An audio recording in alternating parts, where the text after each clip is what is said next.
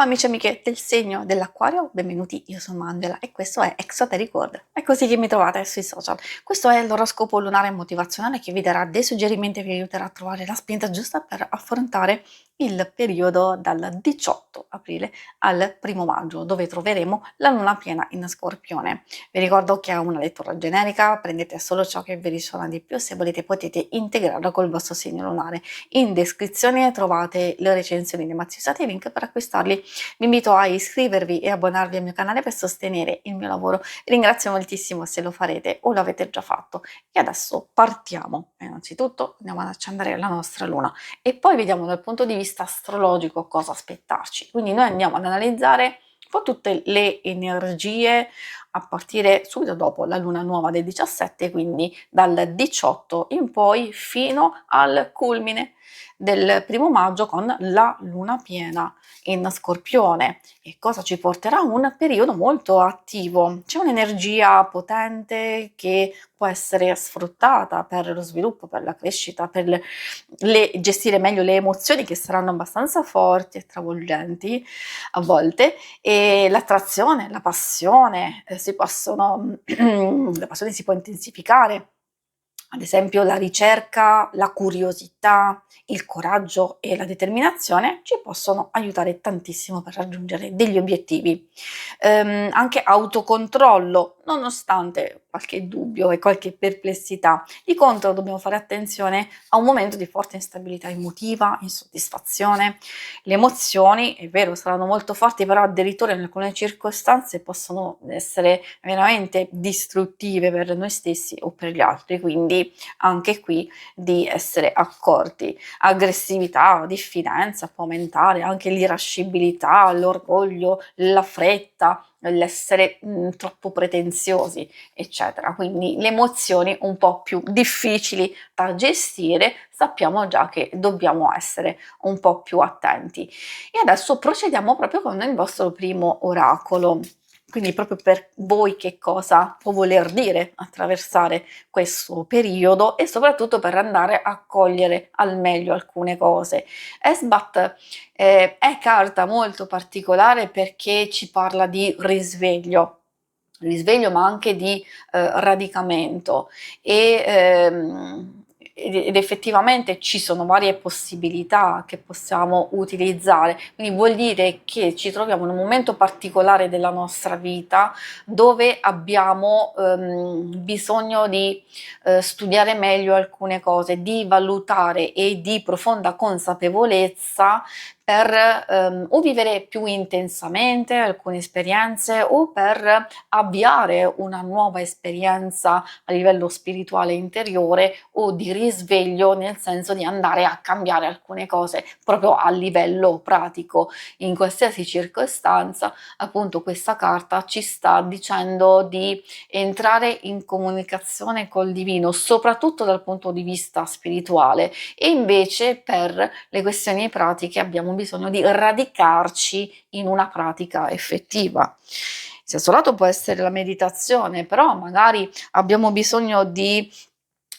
consolidare le nostre capacità, quindi andando a fare pratica nel mettersi in gioco, di imparare cose nuove, di sperimentare, proprio di fare un qualcosa.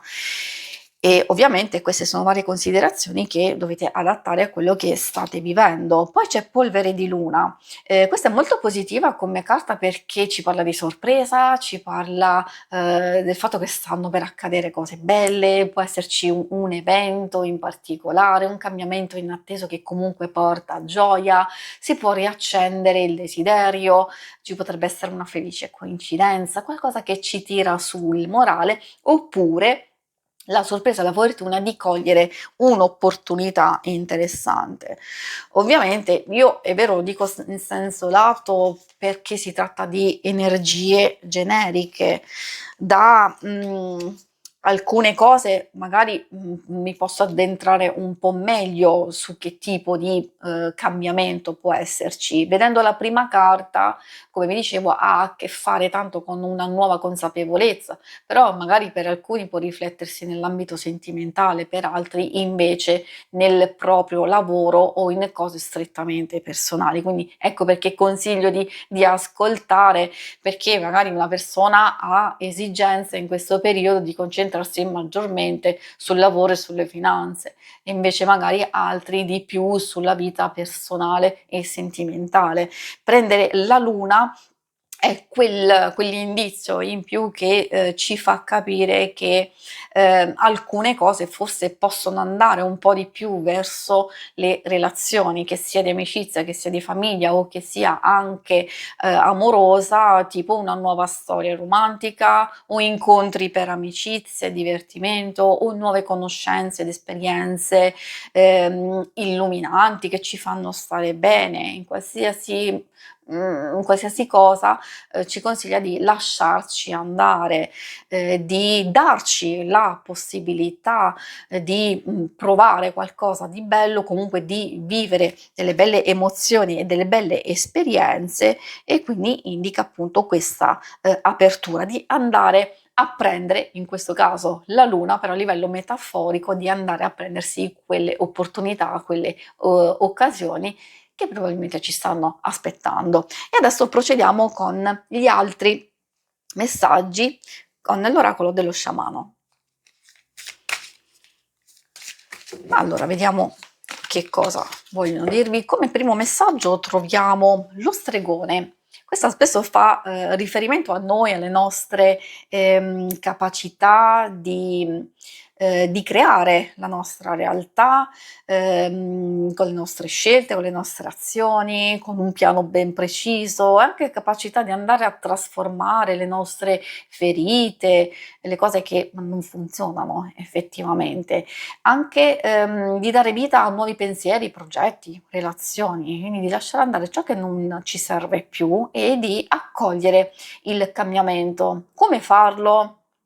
Il consiglio è di separare le emozioni, quelle vere, quelle sincere, quelle belle, dalle illusioni, di unire gli aspetti di sé e i propri desideri, e quindi dove c'è falsità, ostinazione, blocchi, vuol dire che forse quello non è il nostro percorso, oppure c'è qualcosa che non stiamo facendo nel modo corretto. Ecco perché bisogna analizzare, bisogna verificare e vedere se alcune cose dipendono strettamente da noi o da situazioni esterne. L'altro messaggio arriva dall'albero della vita.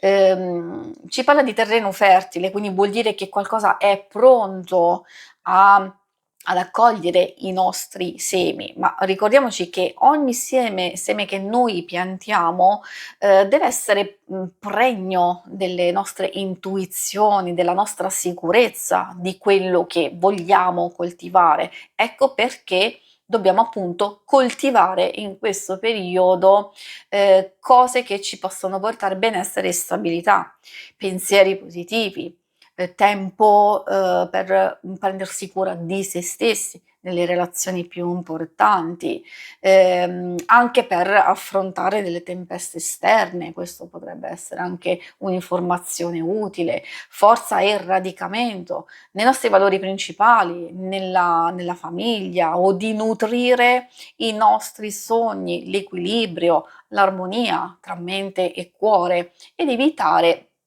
quelli che sono gli eccessi. Magari si tratta anche di responsabilità nelle scelte. Comunque ricordatevi che ogni gesto pianta un seme, quindi dipende appunto da cosa state piantando. Vediamo l'ultimo messaggio. arriva dall'immobilità. Ecco, può sembrare una carta negativa, ma in realtà non lo è, perché ci parla di un blocco, di un qualcosa, quindi o noi abbiamo bisogno di fermarci un attimino per riflettere attentamente o per riposarci e ricaricarci prima di ripartire, o semplicemente c'è un blocco che non necessariamente deve essere combattuto, perché spesso noi pensiamo che dobbiamo per forza fare, combattere.